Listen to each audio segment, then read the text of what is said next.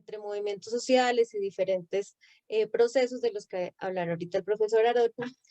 surge la Constitución del 91, una constitución multicultural, y es como la incorporación y el reconocimiento a este Estado-nación de los pueblos, tanto indígenas como afrocolombianos y rom, pero con muchas diferencias entre los reconocimientos y las legislaciones para cada uno de ellos, que es lo que queremos hablar hoy. Entonces, el profesor Arocha participó de todo el proceso, tanto de la constituyente como de la ley 70, estuvo muy cerca de los procesos que dieron lugar a lo que terminó siendo la ley 70, el artículo 55 de la Constitución transitorio y a la ley 70, y nos va a explicar cómo fue esta construcción y los antecedentes desde la Universidad Nacional. Cuando pongo aquí en el título antecedentes de la Universidad Nacional, casi que debería corregir en el sentido desde la experiencia de un profesor de la Universidad Nacional, no necesariamente de toda la universidad, porque creo que la Universidad Nacional sigue en déficit con respecto a los estudios de la gente de ascendencia africana de cualquier región del país, en su historia y en su cultura. Por ejemplo, si oyeron ya a Alfonso Múnera, sobre todo en sus dos libros, su énfasis es que ese mestizaje no fue como lo pintan, no tuvo la dimensión que se alega ha tenido, pero además de eso, ha sido un instrumento fundamental de invisibilización de diversidades que comportan derechos específicos. Entonces, parte de la argumentación con Arjaída Anturduaga, Carlos Pizarro, en fin, Jaime Navarro, la gente que estuvo allí en ese proceso fue demostrar que esa noción de nación mestiza, es decir, la nación era los mestizos y los indígenas con derechos diferenciados a partir de la ley 89, 1890 y los negros sin derechos específicos. Aquí pongo algunas transparencias este es el primer viaje. Aquí, no sé si ven mi puntero, aquí está Carlos Pizarro, rodeado por su guardia indígena, Arjaída Artunduaga, quien fue por mucho tiempo el jefe de finanzas del EME. Aquí está Carlos Pizarro, Lucio, Marta Martínez y Pilar Rueda. Pilar Rueda ahorita participa en la JEP, la esposa de Iván Cepeda. Esta es la segunda visita que hacemos para inaugurar un taller de paz con otras universidades y con pueblos indígenas, fundamentalmente los NAS. Aquí estamos en Santander de Quilichao, donde nos deja un bus y ahí tenemos que meternos en una volqueta que nos lleva a Tacuelló. Esta foto es muy interesante porque está aquí el contraste entre ametralladora y guitarra. Bueno, aquí vamos en la volqueta hacia Santo Domingo y aquí el desarrollo del taller de paz, siendo Marcos Yule, exalumno de la maestría de lingüística de la Universidad de los Andes, yo y uno de los líderes más destacados del pueblo Nasa, fue uno de los participantes en ese evento. Y básicamente lo que estábamos hablando allí era de una constitución que incluyera la diversidad. Entonces hay un antecedente, digamos, no tan temprano, pero sí relevante en este periodo. El cimarronaje, la búsqueda de la libertad a partir de memorias de África. Básicamente nuestra tesis fue que dejaran de ver a la gente negra como unos sumisos, totalmente de cabeza agachada, a una gente rebelde que sistemáticamente buscó la libertad. Y en ese sentido creo que el libro de Manuel Zapato Olivella, Chango el Gran Putas, es un documento maravilloso para entender esa insumisión permanente y bueno, la obra, por ejemplo, de María Cristina Navarrete, importantísima para entender que toda la región de los Montes de María involucró rebeldías que se prolongaron por 250 años, porque la gente, y pues eso tiene su contraparte en la zona plana del norte del Cauca, tiene su contraparte en el litoral Pacífico Norte, en el Pacífico. Las transparencias que pongo a continuación son de la celebración de los 25 años de haber sido firmada la Ley 70. Aquí estamos yendo desde Tumaco a la región de Bajomira. Parte de la agenda de esa reunión fue tratar de ver cómo impulsamos, que todavía no se logra, esa reglamentación de la Ley 70. Aquí este es un embarcadero de corozos de palma africana, y simbólico, pues pueden ver los pedazos de corozo en el piso, simbólico porque es una de las áreas de destierro de gente negra más relevantes de todo Nariño. Aquí están Rudecindo Castro y Silvio Garcés, como digo. Bueno, Rudecindo Castro, el líder quizás más importante de la región del Baudó, pues siendo los consejos comunitarios del Atrato, el San Juan y el Baudó los más importantes del Chocó, que resultan lógicamente de la aplicación de la Ley 70 del 93. Y aquí de nuevo, entonces, Carlos Rosero, Ñaca Mandinga, Trífilo Viveros y Rudecindo Castro en ese proceso, pues que todavía no termina. Es un proceso que no termina. Este gobierno dice que va a terminar la reglamentación de la Ley 70, pero eso se ve un poco lejano y difícil.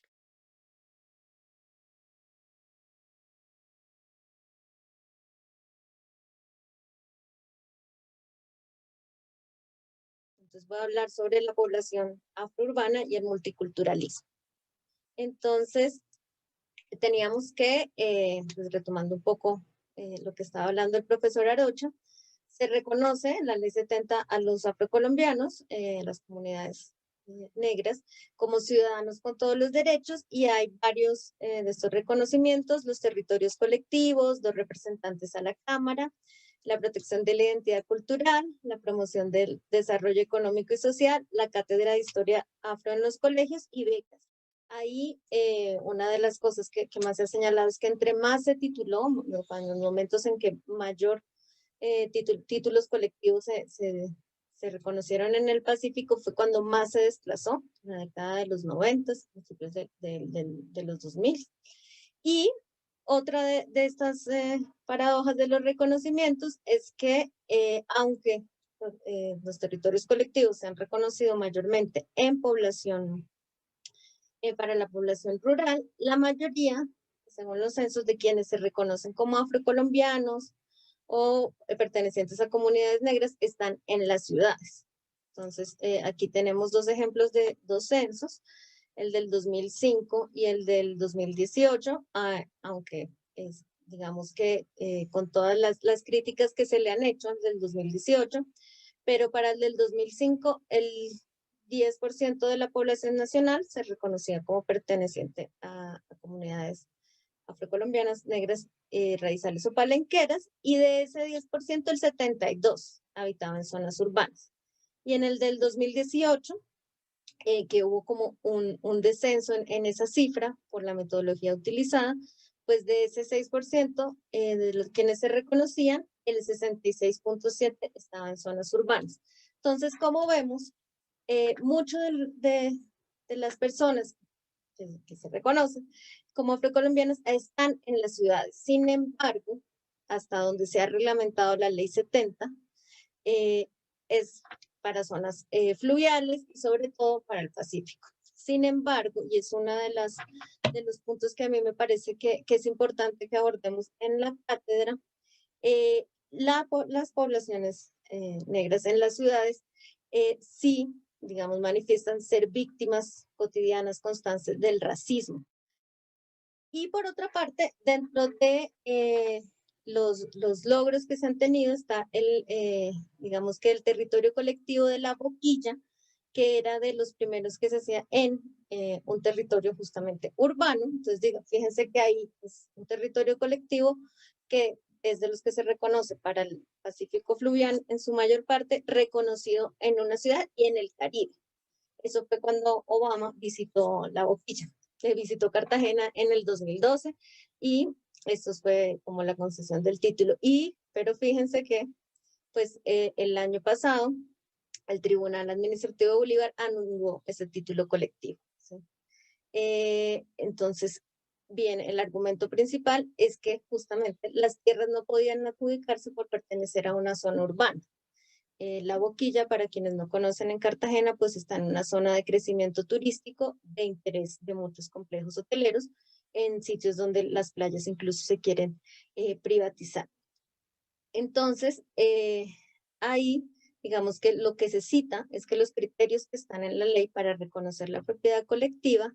son que las comunidades hayan ocupado esas zonas baldías, rurales y ribereñas que solicitan y que estas comunidades tengan ahí prácticas tradicionales de producción. Entonces, el argumento de boquilleras y boquilleros es que ahí, en esa zona, que reclaman como su territorio colectivo, pues han desarrollado sus prácticas tradicionales de producción. Entonces, fíjense que volvemos como a otro grupo o entramos a otro grupo de paradojas, que es que los derechos ganados pueden ser eliminados, que es una constante como en el derecho colombiano,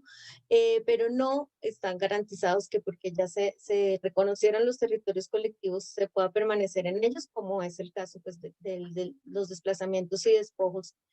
para el Pacífico, pero aquí fíjense que es desde un tribunal que se anula. Y la arbitrariedad en la interpretación de la ley, incluso con derechos ya garantizados.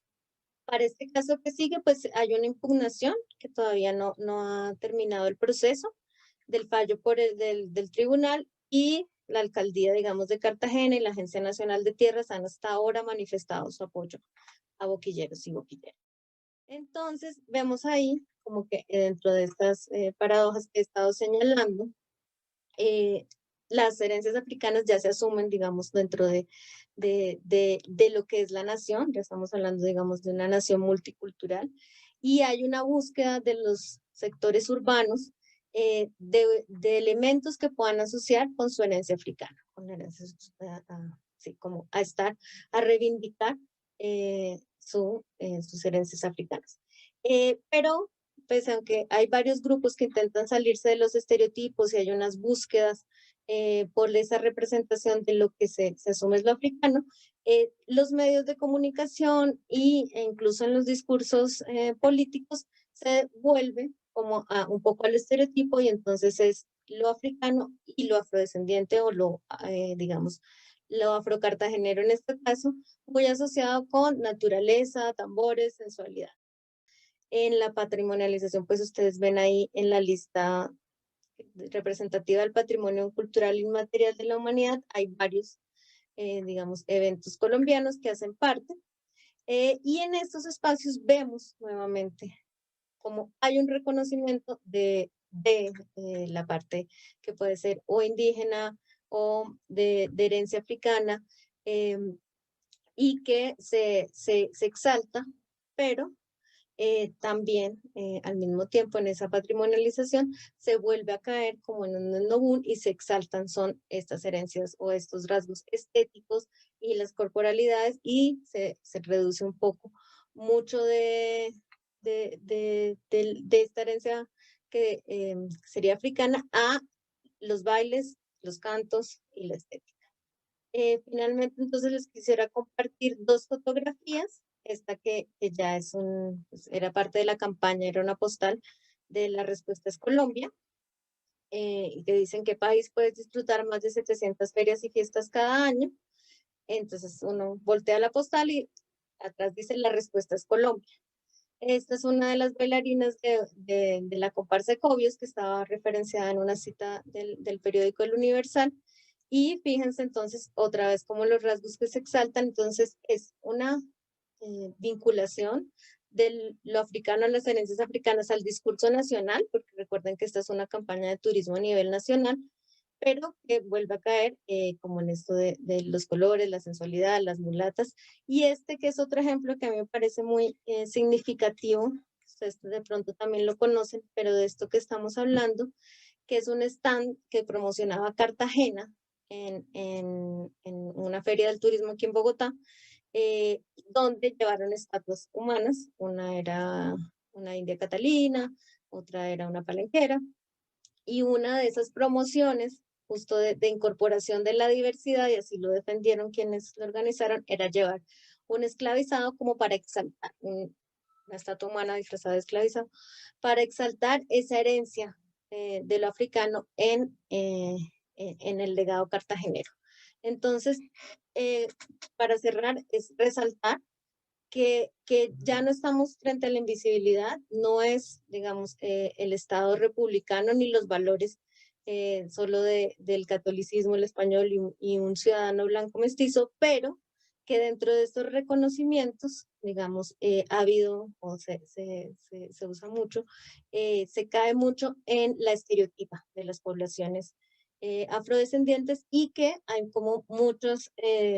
tareas pendientes dentro de la reglamentación de las leyes que existen para la población afrodescendiente en las ciudades.